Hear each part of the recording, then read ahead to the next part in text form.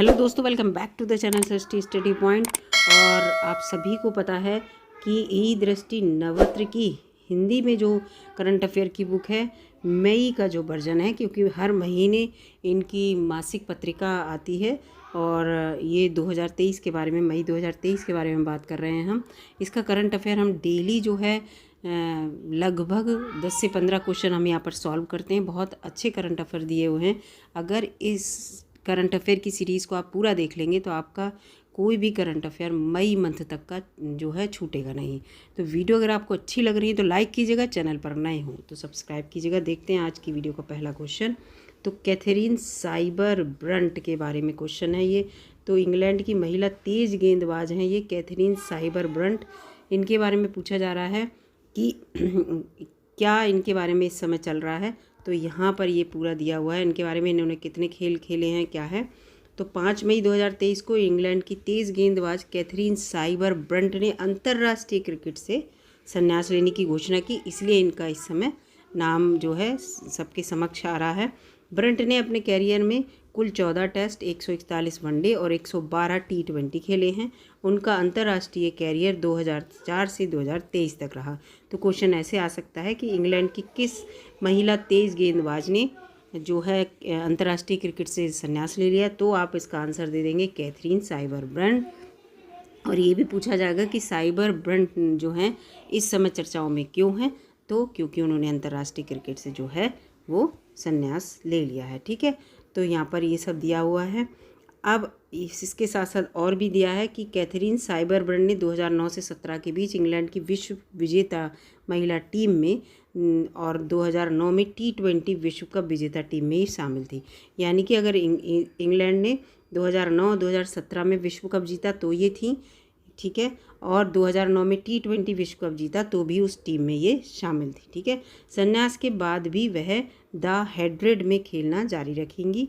और इसके साथ साथ 2006, 2010, 2012-13 में ECB cricketer of the year जो है ये चुनी गई थी। ठीक है, तो यहाँ पर ये सब लिखा हुआ है, मैंने आपको बता दिया, काफ़ी इंपॉर्टेंट, अब इन्हें आप भूलेंगे नहीं। ISSF विश्व कप राइफल पिस्टल बाकू 2023 के बारे में पूछा जा रहा है। इसमें भारत ने कितने पदक हासिल कर चीन के बाद ये पदक तालिका में दूसरे स्थान पर रहा। तो चीन पहले स्थान पर रहा और भारत को कितने पदक मिले ये है। तो बाकू आपको पता है अजरबैजान में है। 8 से 15 मई के बीच ये जो है प्रतियोगिता हुई थी। चीन पहले स्थान पर रहा था, 4 स्वर्ण 1 रजत 2 कांस्य, यानी कि कुल 7 पदक जीते थे। जबकि भारत 1 स्वर्ण 2 रजत और 1 कांस्य के साथ 4 पदकों के साथ दूसरे स्थान पर रहा था। ईरान गणराज्य के पास 2 पदक आए थे, 1 स्वर्ण और 1 रजत। ठीक है, इसके बाद यहाँ पर लिखा है कि भारत में स्वर्ण पदक जो है एक जीता था, वो किसने जीता था, सरबजोत सिंह और दिव्या TS ने 10 मीटर एयर पिस्टल मिश्रित टीम स्पर्धा में। ठीक है, ये मिश्रित में थे, मेल और फीमेल दोनों। तो यहाँ पर स्वर्ण पदक 1 जीता था और भारतीय उसमें रजत पदक जो है 2 जीते थे। तो नैन्सी मंदोत्रा, ठीक है, मंदोत्रा ने 10 मीटर एयर राइफल स्पर्धा में महिलाओं में जीता और हृदय हजारिका ने पुरुषों में 10 मीटर एयर राइफल में जो है रजत पदक जीता। ठीक है, तो यहाँ पर आपको ये बता दिया मैंने जो ISSF विश्व कप राइफल या पिस्टल बाकू 2023 के बारे में। इस निशानेबाजी विश्व कप में भारतीय निशानेबाज रिदम सांगवान ने महिलाओं की 25 मीटर पिस्टल स्पर्धा में क्वालिफिकेशन दौर में 29 वर्ष पुराना रिकॉर्ड तोड़ दिया। रिदम ने क्वालिफिकेशन में 595 अंक बनाए और बुल्गारिया की डाइना इगोरोवा के वर्ष 1994 के मिलान में बनाए गए ये रिकॉर्ड इन्होंने तोड़ा है। तो इन्होंने डाइना इगोरोवा का रिकॉर्ड तोड़ा है, किसने, रिदम सांगवान ने, और किसमें, क्वालिफिकेशन दौरे में खोला है। ठीक है, क्वालिफाई करते हैं तब। अगला क्वेश्चन यहाँ पे है टूर डी रोमैंडी। ठीक है, टूर डी रोमैंडी 2023 क्या चीज़ है। तो ये साइकिलिंग रेस है। ठीक है, इससे क्वेश्चन अब आ सकते हैं क्योंकि क्रिकेट से संबंधित क्वेश्चन बहुत आते हैं, तो इसको थोड़ा सा पीछे किया गया और दूसरे टूर्नामेंट से क्वेश्चन आते हैं। तो साइकिलिंग टूर है ये रेस, टूर डी रोमैंडी 2023 किसने जीता। तो इसके बारे में तो यहाँ पर उत्तर है एडम एट्स ने। तो ये जो थी, ये प्रतियोगिता जो थी स्विट्ज़रलैंड में हुई थी, रोमैंडी में, और साइकिलिंग रेस थी। 76वां इसका संस्करण था। ठीक है, और 2023 की 20वीं रेस थी, 25 से 30 अप्रैल 2023 के बीच हुई। और एडम एट्स ब्रिटेन के हैं, इन्होंने जो है ये इसके विजेता रहे। अगला है ISSF विश्व कप शॉट गन काहिरा 2023 के बारे में बात हो रही है। तो इसमें भारत ने किस स्पर्धा में स्वर्ण पदक जीता, ये कह रहे हैं। तो इस स्कीट मिश्रित टीम स्पर्धा में भारत ने स्वर्ण पदक जीता। अभी यहाँ पर ये है, ये जो हुई वो मेजबान देश मिस्र था। इस प्रतियोगिता का काहिरा में आयोजित की गई और 25 अप्रैल से 5 मई के बीच आयोजित की गई। और महराज अहमद खान और गनीमत शेखों ने स्कीट मिश्रित टीम में जो है मिश्रित टीम थी, इसमें स्वर्ण पदक जीता भारत ने। ठीक है, तो यहाँ पर भारत को एक स्वर्ण पदक मिला केवल, और इसीलिए एक कुल पदक की श्रृंखला में एक था। और इसकी जो रैंक थी वो ये देखिए, यहाँ पर भी एक है, यहाँ पर भी एक है, तो ये सब सेम रैंक पे रहे, तीसरी रैंक पे। ठीक है, महराज अहमद खान और गनीमत शेखों ने मैक्सिको के लुइस राउंड गेलार्डो ओलिवरोस और गैब्रिएला रोडियस को 6-0 से पराजित कर स्वर्ण पदक जीता। ठीक है, अगला है T20 बघिर, T20 Indian premiere league. तो बघिर से आप समझ गए होंगे, ये स्पेशल बच्चों का ये जो खेल है T20, ये वो है। तो इसके बारे में यह है कि 27 अप्रैल 2023 को संपन्न चौथे T20 बघिर इंडियन प्रीमियर लीग 2023 का खिताब डीफ जो थे, जो सुन नहीं पाते हैं, ठीक है, चेन्नई ब्लास्टर ने किस टीम को पराजित कर जीता? तो डीफ बेंगलोर बादशाह को पराजित करके चेन्नई ब्लास्टर्स ने जीता। तो ये देखिए, इसका जो आयोजन है वो नई दिल्ली में किया गया। आयोजक जो थे वो नई दिल्ली के थे, भारतीय बघिर क्रिकेट सिंह, लेकिन आयोजन जो था वो कोलकाता में हुआ था, इसको याद रखिएगा। मर्लिन स्पोर्ट्स सिटी राजा राहट कोलकाता में हुआ था इसका आयोजन। 24 से 27 अप्रैल के बीच 8 टीमों ने भाग लिया, यहाँ पर लिखी हुई हैं। ठीक है, और इसमें जो विजेता रही थी फाइनल में वो डीफ चेन्नई ब्लास्टर्स रही थी, डीफ बेंगलोर बादशाह को हराकर, यानी कि उप विजेता ये रही। ठीक है, तो ये क्वेश्चन आ सकता है, इसलिए इम्पोर्टेंट है, इसको पढ़ लीजिएगा। डीफ चेन्नई ब्लास्टर ने डीफ बेंगलोर बादशाह को 152 रन से हराया। ठीक है, यहाँ पे ये दिया है, फिर ये सब ये दिया हुआ है, फिर ये दिया है, देखिए यहाँ पर ये चीज़ भी पढ़ लीजिए। स्पेशल बच्चों का स्टेटस इसमें क्या रहा, सर्वाधिक रन जो थे वो साई आकाश ने बनाए, डीफ चेन्नई ब्लास्टर के हैं। और सर्वाधिक मूल्यवान खिलाड़ी जो थे डीफ चेन्नई ब्लास्टर के ही रहे, साई आकाश। और सुदर्शन जो थे वो भी डीफ चेन्नई ब्लास्टर के रहे, सर्वाधिक विकेट लिए इन्होंने। तो ये है, फिर आ गया IHF इमर्जिंग नेशंस चैम्पियनशिप 2023 के बारे में बात हो रही है। इसका खिताब किसने जीता है? तो इसका है ए आंसर। 30 अप्रैल 2023 को हुई थी। विजेता जो है क्यूबा रही, दूसरा स्थान साइप्रस का रहा और तीसरा स्थान बुल्गारिया का रहा, और इसने भारत को पराजित करके तीसरा स्थान प्राप्त किया। इसका आयोजन जो था वो 25 से 30 अप्रैल के बीच हुआ। 12 टीमों ने भाग लिया, चौथा संस्करण था। और ये हैंडबॉल एक प्रतियोगिता है। कौन सी प्रतियोगिता है ये? हैंडबॉल। और बुल्गारिया इसका मेजबान देश था। IHF इमर्जिंग नेशंस चैम्पियनशिप जो है वो हैंडबॉल प्रतियोगिता है, इसको याद रखिएगा। ठीक है, महिला सॉफ्टबॉल एशिया कप के बारे में आते हैं। तो इसका खिताब किस देश ने जीता? जापान ने जीता। अब यहाँ पर देखिए, उप विजेता जो था वो चीन रहा और जापान 8वीं बार विजेता रहा और तीसरा स्थान ताइवान को मिला। आयोजक स्थल जो था वो दक्षिण कोरिया था। भारत भी इसमें हिस्सेदारी थी और 9 टीमें इसमें इन्होंने भाग लिया था। एशियाई महिला सॉफ्टबॉल चैम्पियनशिप है ये, इसमें भारत ने भी भाग लिया था। ठीक है, अगला है वियना सिटी मैराथन 2023 में पुरुष वर्ग में किसने जीता खिताब? तो सैमुएल मेलू ने जीता। ठीक है, इसका आयोजन कहाँ हुआ ये मैं बता दे रही हूँ, ऑस्ट्रेलिया में इसका आयोजन हुआ। विश्व एथलीट्स की एलीट लेवल रोड रेस थी 23 अप्रैल 2023 को, और पहला स्थान जो है वो केनिया के थे, सैमुएल मेलू, उन्हें मिला। महिला वर्ग में पहला स्थान मैंडलिन मसाई को मिला, ये भी केनिया की हैं। ठीक है, तो ऑस्ट्रिया में इसका आयोजन हुआ। हुंडई तीरंदाजी विश्व कप स्टेज 1 2023 के बारे में बात हो रही है। तो यहाँ पर लिखा है, देखिए 18 से 23 अप्रैल के मध्य अंताल्या तुर्की में आयोजित हुंडई तीरंदाजी विश्व कप 2023 स्टेज 1 2023 में भारतीय विजेताओं के संबंध में कौन सा विकल्प सही नहीं है? ये है, तो इसमें ये डी वाला ये गलत बता रहे हैं और तीनों सही हैं, तो इन्हें पढ़ लेते हैं। तो ज्योति सुरेखा वेनम ने महिलाओं की व्यक्तिगत स्पर्धा में स्वर्ण पदक जीता। ठीक है, ज्योति सुरेखा वेनम और ओजस प्रवीण देवताले ने कंपाउंड मिश्रित टीम में स्वर्ण पदक जीता, ये भी सही है। अतानु दास, धीरज बोम्मा देवरा और तरुणदीप राय की जोड़ी ने पुरुषों की रिकर्व टीम स्पर्धा में रजत पदक जीता। तो ये तीनों बातें सही हैं यहाँ पर। ये देखिए 52 देशों के 390 से अधिक तीरंदाजों ने इसमें हिस्सा लिया। 18 से 23 अप्रैल को आयोजित किया गया था और तुर्की में आयोजित किया गया था, अंताल्या में। ठीक है, अब यहाँ पर पूरा ये रजत पदक, कांस्य पदक, ये मैंने आपको यहाँ पे बता ही दिया है। भारत दूसरे स्थान पर रहा। भारत को 2 स्वर्ण मिले, 1 रजत मिला, 1 कांस्य मिला और 4 इसे कुल पदक मिले। और यूएसए जो है पहले स्थान पर रहा, इसको भी 4 पदक मिले, लेकिन 2 रजत मिले थे और इसलिए ये पहले स्थान पर है। चीन जो है तीसरे स्थान पर रहा। तो यहाँ पर ये इस तरह से है। ठीक है, तो तीरंदाजी की प्रतियोगिता है, भारत को कुल 4 पदक मिले थे, इसको याद रखना। और हुंडई तीरंदाजी विश्व कप स्टेज 1 2023 के बारे में बात कर रहे हैं।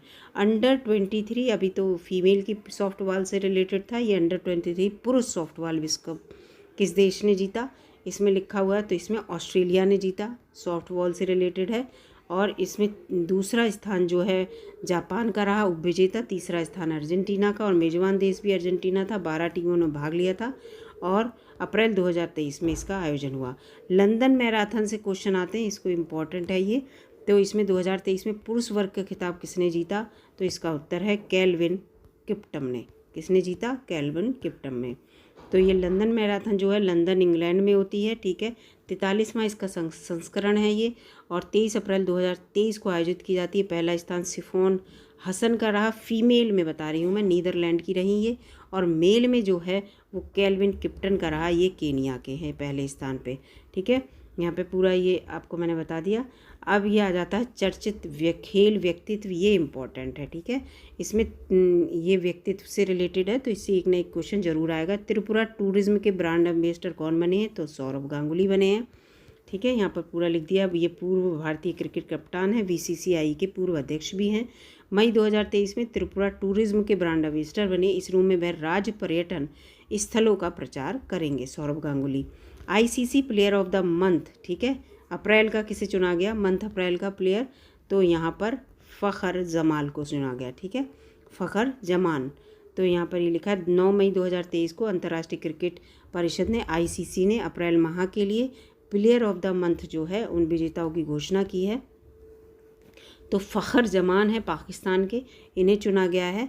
और आईसीसी वुमेन जो है वो थाईलैंड की चुनी गई हैं, रानू मोल थाई चायबई। ठीक है, तो फ़खर जमान को ये अवार्ड न्यूजीलैंड के विरुद्ध सीरीज़ में अच्छा प्रदर्शन करने के लिए दिया। उन्होंने इस सीरीज़ में 2 शतक लगाए थे। नारूमोल चायबई थाईलैंड की महिला क्रिकेट टीम की कप्तान है और चायबई ने जिम्बाब्वे के खिलाफ 3-0 से वनडे की सीरीज जीतकर अहम भूमिका निभाई थी, इसलिए ये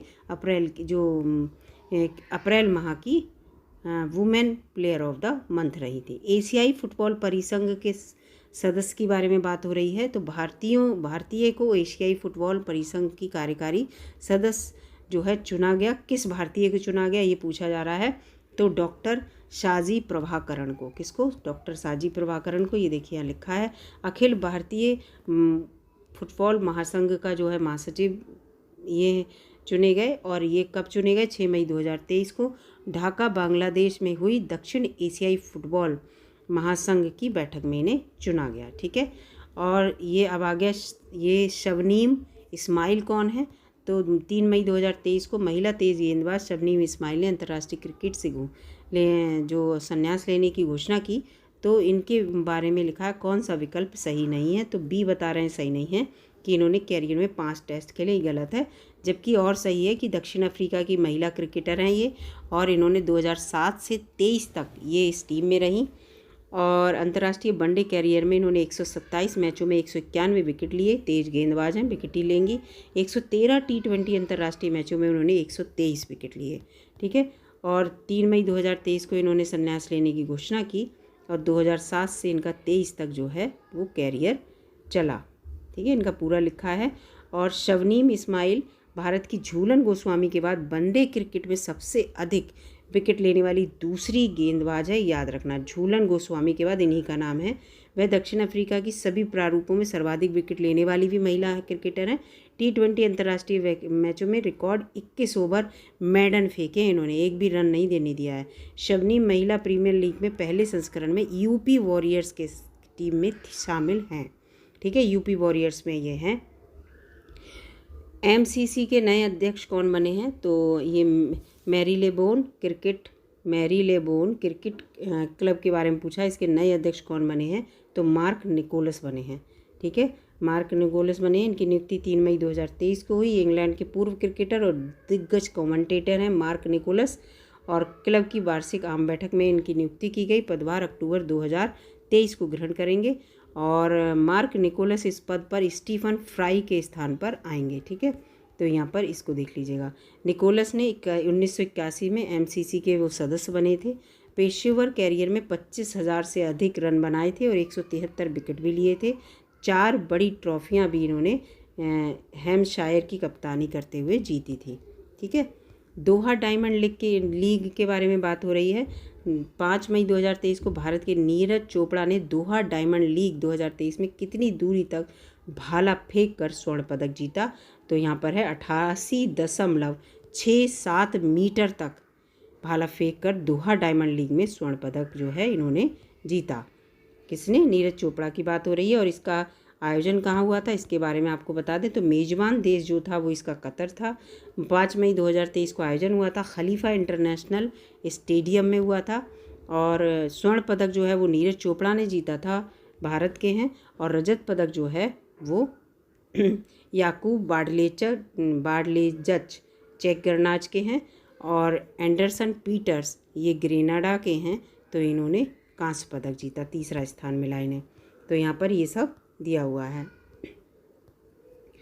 अब इसके बाद आ जाते हैं कासुमी इशिकावा महिला टेबल टेनिस खिलाड़ी हैं। इन्होंने संन्यास ले लिया अंतर्राष्ट्रीय क्रिकेट से। तो ये किस विश्व कप में मिश्रित युगल स्पर्धा में स्वर्ण पदक इन्होंने जीता था?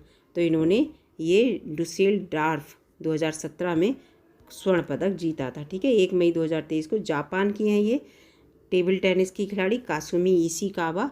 इन्होंने अंतर्राष्ट्रीय खेल कैरियर से जो टेनिस का है, टेबल टेनिस, इससे इन्होंने संन्यास ले लिया है। इन्होंने अपने कैरियर में 5 राष्ट्रीय महिला एकल चैंपियनशिप जीती हैं, ठीक है। अब यहाँ पर ये देखिए, ये पूरा लिखा है, 5 में 3 यहाँ पे दी हैं। ये देखिए, इन्होंने 2000 कांस्य पदक जीता था रियो जी जेनेरियो में, और ओलंपिक में, और टोक्यो में रजत पदक, और लंदन 2012 में तो भी इन्होंने रजत पदक जीता था।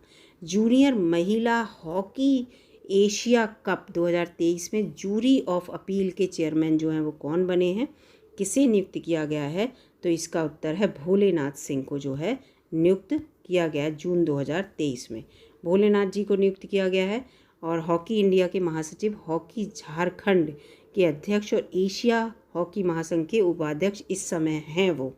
जूनियर हॉकी महिला एशिया कप आयोजित होगा 2 से 11 जून, यानी कि ये आयोजित हो चुका है जापान में। अप्रैल 2023 में इनकी नियुक्ति हुई। फिर अगला क्वेश्चन है कौर सिंह कौन है? तो कौर सिंह के बारे में यहाँ पे देखते हैं। कौर सिंह जो हैं वो 27 अप्रैल को मुक्केबाज रहे, ये इनका निधन हो गया। तो इनके बारे में विकल्प कौन सा सही नहीं है? तो विकल्प ये वाला यहाँ पर, ये पद्मश्री से सम्मानित किया गया, ये गलत है। और सब विकल्प सही हैं कि कौर सिंह 1982 में नई दिल्ली में आयोजित एशियाई खेलों में हैवी वेट श्रेणी में, ठीक है, मुक्केबाज थे। हैवी वेट श्रेणी में इन्होंने स्वर्ण पदक जीता था। 1982 में अर्जुन पुरस्कार मिला था। 1980 के एक प्रदर्शन मैच में वह प्रसिद्ध मुक्केबाज मोहम्मद अली से भी भिड़े थे, ठीक है। तो ये मुक्केबाज थे। 1984 में लॉस एंजलिस ओलंपिक में इन्होंने भाग लिया था। 1977 में अपना कैरियर शुरू किया था। तो पद्मश्री जो है इन्हें 1983 में मिला था, अर्जुन अवार्ड 1982 में, और विशिष्ट सेना मेडल 1988 में। तो ये सेना में थे, ठीक है, इस चीज़ को भी याद रखिएगा पूरा। और यहाँ पर ये भारतीय सेना में देखो 1971 में भर्ती हुए थे। 2023 में पंजाब सरकार ने कौर सिंह की जीवनी को 9वीं और 10वीं के पाठ्यक्रम में भी शामिल किया है। तो ये इम्पोर्टेंट है, ठीक है।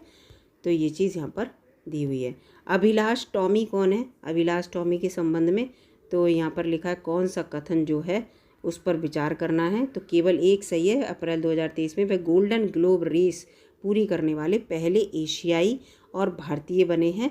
तो ये चीज़ यहाँ पर सही है, ठीक है। सेवानिवृत्त ये अधिकारी है अभिलाष टॉमी, और 2023 में प्रतिष्ठित गोल्डन ग्लोब रेस पूरी करने वाले पहले एशियाई भारतीय बने हैं, ठीक है। यह एकल नौकायन रेस जो है हुई सितंबर 2022 में फ्रांस में लेस सेबल्स डी ओलोन में शुरू हुई थी, जो अप्रैल 2023 में ख़त्म हुई, यानी कि नौकायन रेस के बारे में बात हो रही है।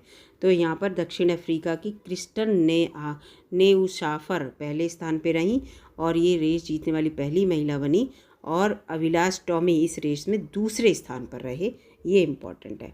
ये प्रतियोगिता विश्व की सबसे कठिन नौकायन दौड़ में मानी जाती, बहुत कठिन, और तब भी दूसरे स्थान पर रहे, ये एक अच्छी बात है। अगला यहाँ पे है कि स्टार स्पोर्ट्स के नए विलीव एम्बेसडर कौन बने हैं? तो ऋषभ पंत बने हैं। विलीव एम्बेसडर ऋषभ पंत बने हैं। और इस समय मौजूदा जो विलीव अन्य क्रिकेटर हैं हार्दिक पांड्या, रविंद्र जडेजा, केएल राहुल और श्रेयस अय्यर है, उसके साथ ऋषभ पंत भी नियुक्त हो गए हैं, ठीक है। इसमें अगला है जियो सिनेमा के मौजूदा सीज़न के IPL 2023 के ब्रांड एम्बेसडर कौन बनाए गए? तो रोहित शर्मा। कौन? रोहित शर्मा। यहाँ इमेज भी आपको दिख रही है, और ये देखिए इन्हें बनाया गया, रोहित शर्मा को, मुंबई इंडियंस के ये कैप्टन हैं। अप्रैल 2023 में इन्हें बनाया गया। IPL से बात है तो इसलिए मुंबई इंडियन के बारे में यहाँ पर बात चल रही है। विज्ञापन और प्रोमो में रोहित शर्मा आपको दिखाई देंगे, ये सब यहाँ पर है, ठीक है। और जियो सिनेमा सचिन तेंदुलकर, सूर्य कुमार यादव, महेंद्र सिंह धोनी और स्मृति मंधाना को भी अपना ब्रांड एम्बेसडर इन्हें बना रखा है। फिर आ गया यहाँ पर चर्चित व्यक्ति। तो 27वीं बार माउंट एवरेस्ट पर फतेह करने वाला व्यक्ति कौन है? तो पासंग दावा शेरपा हैं ये नेपाल के पर्वतारोही हैं और 27वीं बार माउंट एवरेस्ट पर चढ़े। इस प्रकार उन्होंने कामी रीता शेरपा के पूर्व बनाए हुए विश्व रिकॉर्ड की बराबरी कर ली है, ठीक है। 8,848.86 मीटर जो एवरेस्ट है उस पर चढ़ने वाले ये विश्व के दूसरे व्यक्ति बन गए हैं, ठीक है, 27वीं बार चढ़ने वाले, क्योंकि इससे पहले कौन है? रीता शेरपा, और ये पासंग दावा शेरपा बन गए हैं, ठीक है। केथू विश्वनाथन रेड्डी कौन थे? इनका निधन हो गया। तो ये एक लेखक थे, प्रसिद्ध लेखक थे। कौन से लेखक? तेलुगु लेखक थे। 22 मई 2023 को इनका निधन हो गया। इन्होंने अपनी इनकी लघु कथा केथू विश्वनाथन रेड्डी कथालू के लिए तेलुगु में साहित्य अकादमी अवार्ड 1996 से इन्हें सम्मानित किया गया था। जसवंत सिंह विरदी जो भारतीय मूल के जसवंत सिंह विरदी किस देश के कोवेंट्री शहर के पहले सिख मेयर बन गए हैं? तो ये ब्रिटेन के सिख मेयर बने हैं, भारतीय मूल के हैं, ठीक है। 2023 में कोवेंट्री शहर के पहले सिख मेयर बने, लॉर्ड मेयर इन्हें कहा गया, और इन्होंने 16 वर्ष तक इस शहर में एक स्थानीय काउंसलर के रूप में सेवाएं दी हैं। समीर पांडे कौन है? मई 2023 में भारतीय मूल के समीर पांडे किस देश के सिटी ऑफ पररामट्टा काउंसिलिंग के लॉर्ड मेयर चुने गए? तो ये हैं ऑस्ट्रेलिया में। भारतीय मूल के समीर पांडे हैं, सिटी ऑफ पररामट्टा काउंसिल के ये जो है मेयर चुने गए हैं, और ये पूरा लिखा है सिडनी ऑस्ट्रेलिया में है, ये सिडनी ऑस्ट्रेलिया की बात हो रही है, और वह इस पद पे पहुंचने वाले भारतीय मूल के पहले व्यक्ति हैं, ठीक है। भारतीय मूल के ये ऑस्ट्रेलियाई नागरिक हैं, नागरिकता इनने ऑस्ट्रेलिया की ले रखी है। उच्चतम न्यायालय के नए न्यायाधीश, इंपॉर्टेंट क्वेश्चन है ये कि किसने शपथ ली नए न्यायाधीश के रूप में? तो यहाँ पर B और C दोनों हैं, यानी कि प्रशांत कुमार मिश्रा ने और KV विश्वनाथन ने, इन दोनों लोगों ने शपथ ली है। ये लिखा है आंध्र प्रदेश उच्च न्यायालय के मुख्य न्यायाधीश और न्यायमूर्ति प्रशांत कुमार मिश्रा, वरिष्ठ अधिवक्ता KV विश्वनाथन ने उच्चतम न्यायालय में न्यायाधीश बने हैं। ये पहले ये राज्य में थे, अब ये सुप्रीम कोर्ट में चले गए हैं ना। तो ये 16 मई 2023 को ली शपथ। CJI न्यायमूर्ति DY चंद्रचूड़ जो है हमारे, उन्होंने इन्हें शपथ दिलाई। इसके साथ ही उच्चतम न्यायालय में न्यायाधीशों की संख्या अब 34 हो गई है, ठीक है, 34 हो गई है। टोटल 35 CJI को मिलाकर होते हैं। PNGRB के नए अध्यक्ष, यानी कि पेट्रोलियम एवं प्राकृतिक गैस विनियामक बोर्ड के बारे में बात हो रही है। तो इसके नए अध्यक्ष जो है कौन बने हैं? तो AK जैन बने हैं। इसके नए अध्यक्ष AK जैन बने हैं, और 5 कार्यकाल जो होता है तो 5 वर्ष या 65 वर्ष की आयु तक। और इन्होंने DK सर्राफ का जो है स्थान लिया और ये वरिष्ठ IAS अधिकारी भी हैं, तो इस चीज़ को यहाँ पर देख लीजिएगा, ठीक है। अब PNGRB के बारे में बता देते हैं। इसका गठन पेट्रोलियम एवं प्राकृतिक गैस व्यामक बोर्ड अधिनियम 2006 की राजपत्र अधिसूचना दिनांक 21 मार्च 2006 के माध्यम से किया गया। इसका कार्य उपभोक्ताओं के हितों की रक्षा करना, पेट्रोलियम एवं पेट्रोलियम उत्पादों और प्राकृतिक गैस से संबंधित कंपनियों की विनिर्दिष्ट गतिविधियों की संलिप्तता और प्रतिस्पर्धी बाजार में बढ़ावा देना है, ठीक है। इस चीज़ से रिलेटेड है ये। देश के नए विधि और न्याय मंत्री, देश के नए विधि और न्याय मंत्री, बार बार जो है बोलने में थोड़ी हो रही है, देश के नए विधि और न्याय मंत्री, फिर से आप सुन लीजिएगा। तो यहाँ पर प्रधानमंत्री के परामर्श पर ये इस पद को किसे दिया गया है, तो ये पद जो मिला है वो अर्जुन राम मेघवाल को मिला है।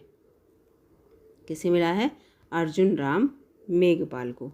यहाँ पे पूरा लिखा है कि प्रधानमंत्री के इस पे पुनः आवंटन किया गया, और ये देखिए विधि और न्याय मंत्रालय के राज्य मंत्री का स्वतंत्र प्रभार सौंपा गया, तो ये इन्हें सौंपा गया, ठीक है।